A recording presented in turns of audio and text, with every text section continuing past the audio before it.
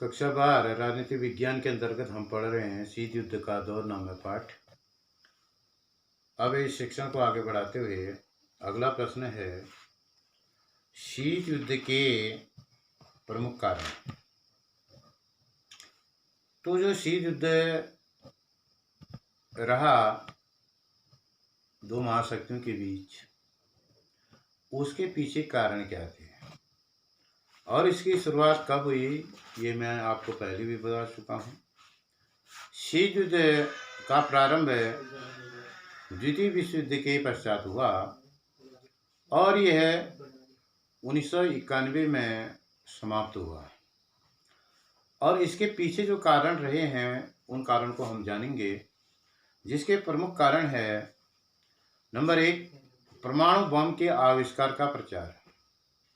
देखो, परमाणु बम एक घातक प्रकार का बम होता है, हथियार है, मानव विनाश के लिए बहुत बड़ा घातक है।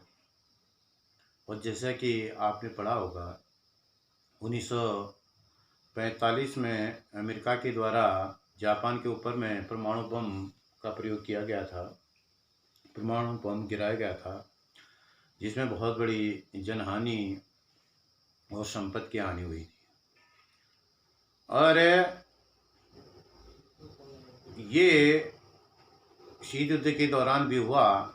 अमेरिका परमाणु बम का आविष्कार कर रहा था और सोवियत संघ भी परमाणु बम बना रहा था, लेकिन उसका कार्यक्रम गुप्त था।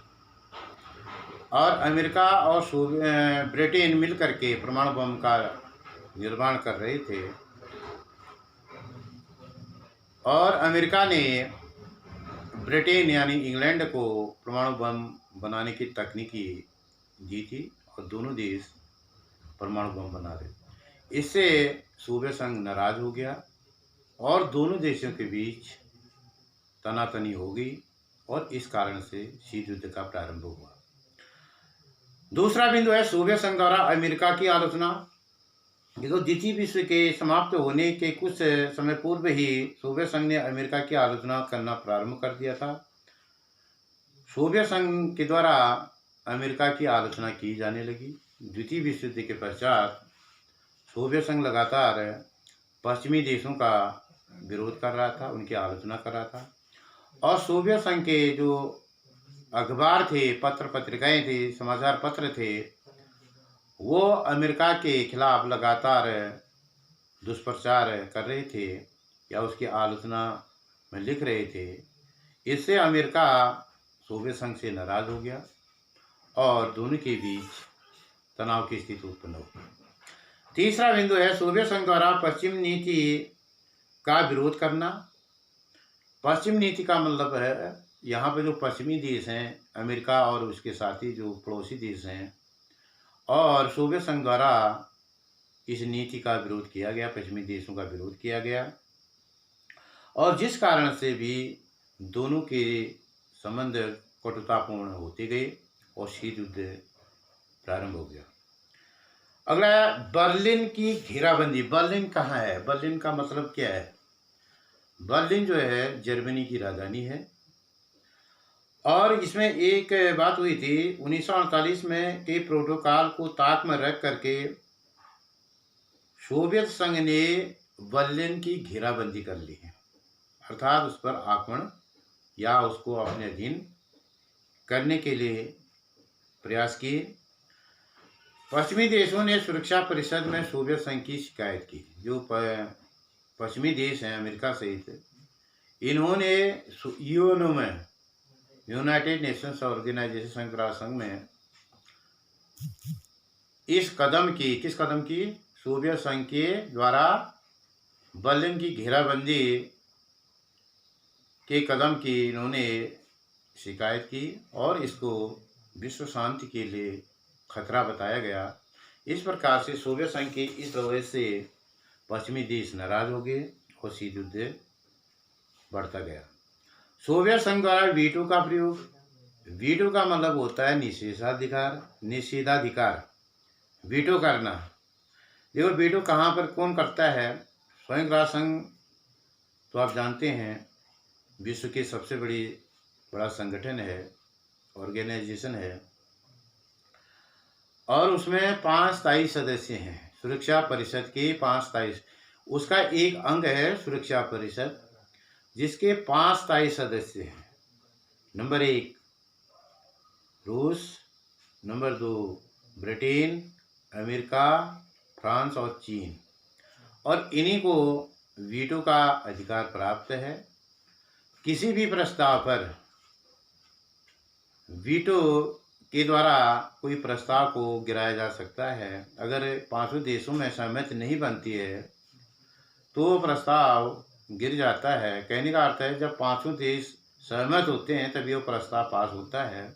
अगर 5 देशों में से भी एक देश ने उसके खिलाफ मत दे दिया या उसके खिलाफ चले गया तो ये वीटो कहलाता है और प्रस्ताव गिर जाता है।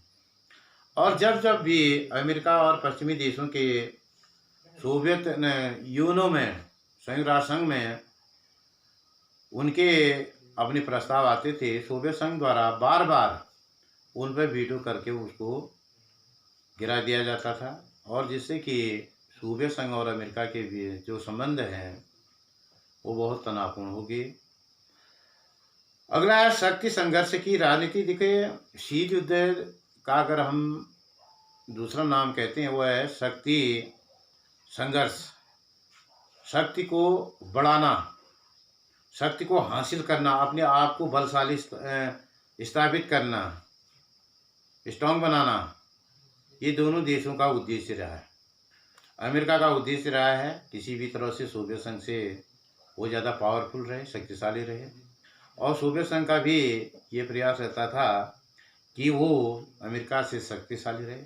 और इसी प्रतिस्पर्धा में दोनों देश जो है बहुत सारे उपायों का प्रयोग करते थे। तो ये शक्ति संतुलन था, ये शक्ति संघर्ष था जिसको शीत युद्ध कहा गया।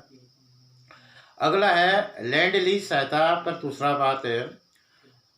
अमेरिका सोवियत संघ को लैंड लीज का अर्थ है जमीन का मुआवजा, किसी क्षेत्र का होता होगा जमीन का मुआवजा, लैंड लीज के रूप में कुछ धनराशि देता था। कौन? अमेरिका किसको देता था? सोवियत संघ को।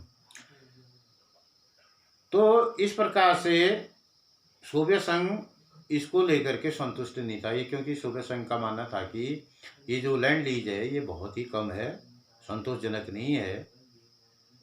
और द्वितीय विश्व युद्ध के बाद अमेरिका ने इस लैंड लीज को बिल्कुल ही समाप्त कर दिया, और जिससे कि दोनों देशों के बीच इस संबंध क्या हो गए? तनावपूर्ण हो गए।